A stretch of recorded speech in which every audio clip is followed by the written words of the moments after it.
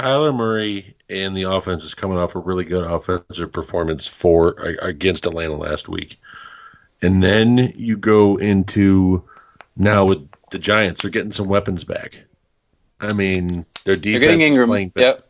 yeah, Ingram and Barkley. kind of big. And it just feels like it's going to be an offensive battle. I just don't know which rookie's going to step up. Daniel Jones and Kyler Murray have both had now plenty of playing time underneath the belt. It just matters which defense shows up more. And when I look at the defenses, the Giants don't have the talent that Arizona does. Arizona, when you look at their defense, you're like, oh, God, they got T. Sizzle and Chandler Jones on their pass rush. I mean, that to me should put the edge over right there. But then I look again, why has Arizona lost other games when they've had those guys on their pass rush? So, I mean, you know what? Screw it. I'm going to go Cardinals. Screw it. Me too. I like it. I like the attitude. When it comes to injuries, like you said, the Giants are getting Ingram and Barkley back, which is huge. Nothing to sneeze at. It'll be great for the Giants to have Barkley back in their lineup. On the Cardinals side of the ball, however, David Johnson is gearing up to be a game-time decision. Christian Kirk is unlikely to play. And back to the Giants, Sterling Shepard is not going to play this week, and I've read he may be in danger of missing next week as well. Yeah. With multiple concussions in the past couple of weeks. So we'll see. I think Daniel Jones is going to have a nice week. He's the fire that was Daniel Jones after that Tampa Bay game has certainly cooled off, but this is a week to get back right. I think Evan Ingram is going to have a huge game because we've talked about Arizona versus the tight ends. Jesus. They just open door policy. Come on in, folks. Exactly, which is really surprising to me when I think about Budda Baker and Hassan Reddick being very athletic guys who you would think would be able to cover tight ends. Yep. But, I mean, I guess it is what it is. Here's a surprising stat for me. Kyler Murray is actually experiencing the lowest rate of pressure in the NFL right now. And they have their tackle out for this week, too. Giants won last week. I'm not answering that. I'm not answering it only because I'm not good at getting it off the top of my head. So it's more ignorance than anything. No. This one, look, Saquon's out. Saquon's in, buddy. Is he? It seems like forever ago, the Giants. Didn't they play the Patriots last Thursday? Yeah. Wow. It's been a while. Yeah, it's been a while. But I know Shepard's out. I mean, Tate's back. So, I mean, Ingram's back. Ooh. So, I mean, he does have some weapons to do, and he has been lighting it. I mean, this game could be very close. I don't know. What did you remember? Yeah. Well, I feel already stupid enough that we didn't make a big deal about Saquon coming back because that is huge news. But also, finally, the Cardinals are getting their Pro Bowl cornerback Patrick Peterson back in the lineup. Just I'm like, it's got to be something good because he even made the noise. That is big news, my friend. This might be the turnaround for Arizona being a freaking sieve on defense as far as the passing game goes. I mean, he's going to go straight on Tate, though, if I'm assuming. Right, yeah, you would assume, for sure. But, I mean, just as far as the future prospects of the Cardinals, even if they end up trading Peterson, which apparently they're not going to, which is what I've heard, but it's just good to see a guy like him back in the game. He's a great player. I've liked him since he was drafted. Was really hoping he was going to be an Eagle. What did he get suspended for? Wasn't it performance-enhancing PEDs? I believe so. So you're telling me that... Second offense.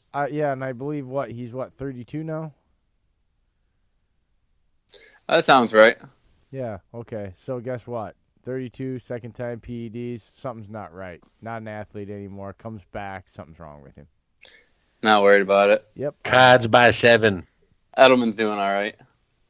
I think because of that, because of him. You mean Peddleman? Because of him coming back, I think I'm going to go with the Giants here. Saquon's back, Ingram's back, Daniel Jones is look again. Even in the losses and the rough spots, you have to look at the bright spots.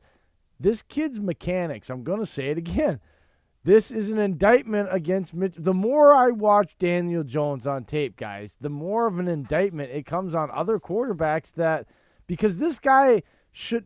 Okay, everything I was told about this kid through the draft process was that I shouldn't be watching what I watch on him on film mechanically, and making reads and doing the correct things that other quarterbacks that have been in the league longer than him that are talked about in a better, nicer light still to this point.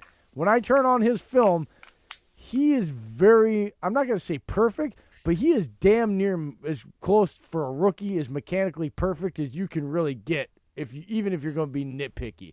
It's pretty impressive. So I think with that and having some weapons back, Saquon's huge. That takes a lot of pressure off of him. I think he's going to make the throws right now that Kyler Murray in this game, I think, will miss, and I think that's going to be the difference. So I think the Giants are going to win this one by a field goal. Yeah, I mean, if David Johnson can't suit up, that is a big-time loss for the Cardinals. Well, that wraps up the 1 o'clock game, folks. Let's crack into the 4 o'clock games when the Tennessee Titans host the LA Chargers. We've got Derrick Henry and the boys taking on Phillip Rivers. This struggling combination of Austin Eckler and Melvin Gordon and trying to get Gordon back into the mix hasn't really been successful as of yet. Hunter Henry, however, had a very successful return. He's going to look to repeat that performance. And Keenan Allen, continuing his streak. It hasn't been as hot as he started off, but he's been a reliable play. Guys, who do you like in this one? We've got Ryan Tannehill making his first start of the season.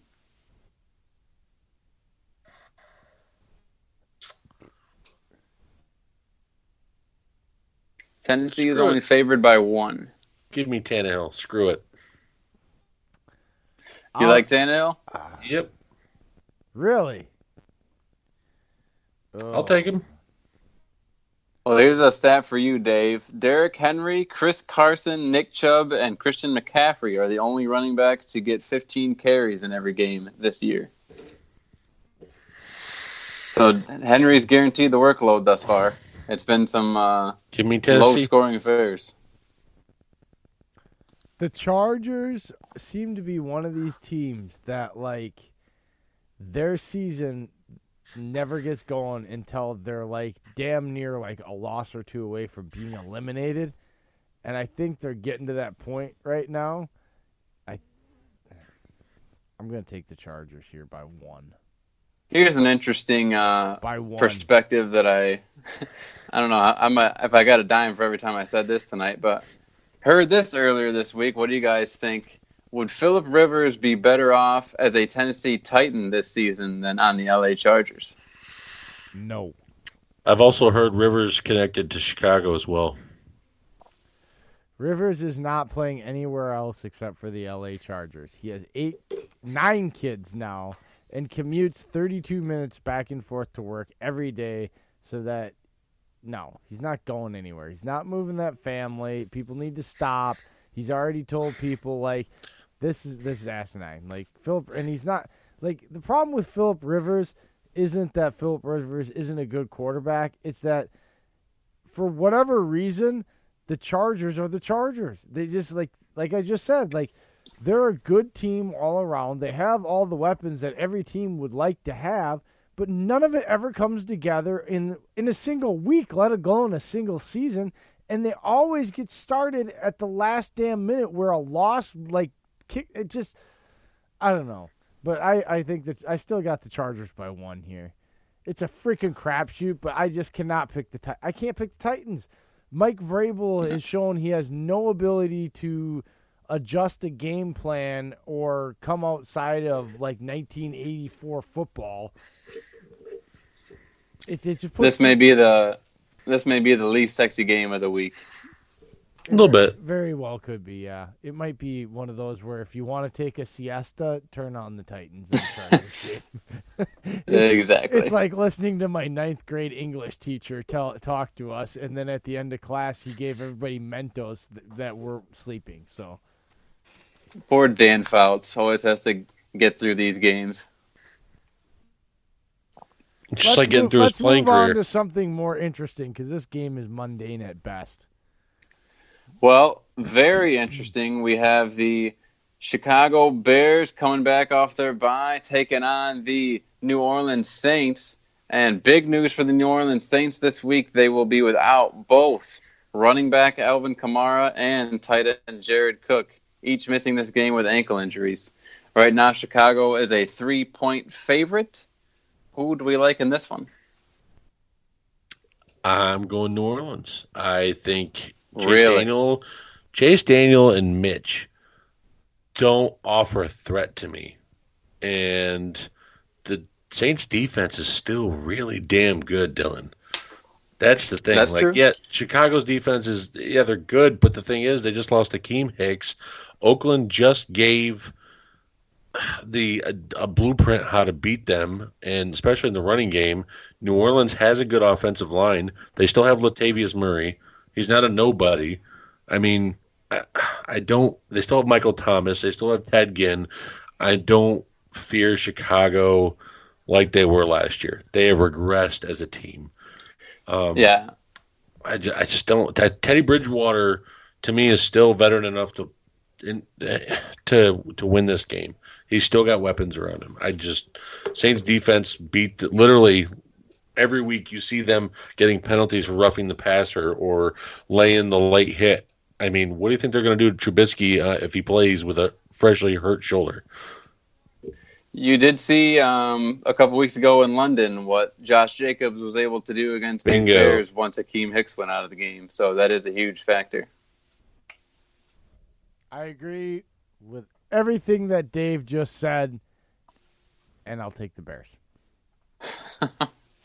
I'll take the Bears myself as well. Because I just don't the Bears think that are coming off a bye week. Well, no. And I'm not lone wolf. You're a lone wolf, I know, but you're a lone wolf. You're a lone wolf that is a lone wolf off of real logic, whereas me and Dylan here are the crazy guys. Because that's why I said I agree with everything you just said, but I'm still going to take the Bears. Because nothing you said was wrong. It's the logical way, and your advice for somebody that would be gambling would be the right thing to do. Would be to take the Saints, and if you lose, it's not a stupid play. Like, whatever. Betting the other way is taking a risk and a chance. But the reason I'm saying this is because the Bears are coming off a bye week. Andy Reid historically and the people off of his tree historically do well off of bye weeks.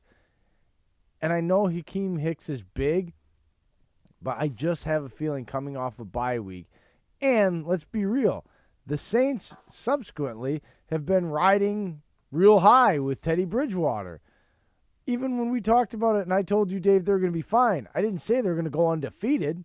So at some point... we thought they were going to go 2-2 by this point, not 4-0 or 5-0. And so at some point, you have to pick them to lose a game. And when you're looking at who's the most likely to be able to beat them, well, it's not an offensive matchup, right? You got to look for a team that defensively is going to be able to cause turnovers and, more than likely, put defensive points on the board. I'm taking... Saints can do it just as well as the Bears. Dave, I already prefaced this by saying everything you said was correct. I'm trying to make my case of my logic of why I'm saying I'm still going to take the Bears. I have a feeling this is a week, despite the loss of Hakeem Hicks and them being their butts kicked by Oakland across the pond and all that other crap, that they show up and they win this game by 7 because the defense puts up not 1, but 2 defensive touchdowns in this game. It's the only logic here is not to say that I believe that the offense is going to score enough points. That's why I said, Dave, you're right. I don't have any faith. I think the offense can be adequate enough, and hopefully, because he's on my fantasy team, run the ball and control it with Montgomery, and then just depend on them screwing up in their defense, leaning on their defense. I think it's feasible to say that will happen off of bye week. This defense is more than capable. We've seen them win games where they put on points on the board where it was actually like icing on the cake and not necessary. I think it will be necessary for them to beat the Saints, and I think that defense will deliver this week. Does not mean that I don't think the Bears season is saved by any chance.